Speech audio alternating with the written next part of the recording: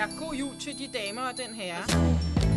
Og så var der også den der gode historie med, at så var der 2 blondiner, ikke? En dårlig historie, ikke? Hold nu kæft, når jeg fortæller en gåde, mand. 2 blondiner har fået en hest hver, ikke? Og så skal du gætte, hvem det er, der har fået hvilken hest. Okay, 2 nonner kommer ind på en bar. Hvem havde lort i hovedet? Gæt nu, mand. Okay, der sidder en luder på en radiostation. Hvem var det? Ja, der sidder den første luder og siger, nu skal Vinnie lukke røven, mand. Hold op med at køre ind i mig, mand. Vi skal i gang med dagens konkurrence, og den går ud på, at så skal lytterne, de skal gætte, hvad det er. Hvilket dyr Karina har dunket i dag, ikke? Hold nu kæft med dyr, mand.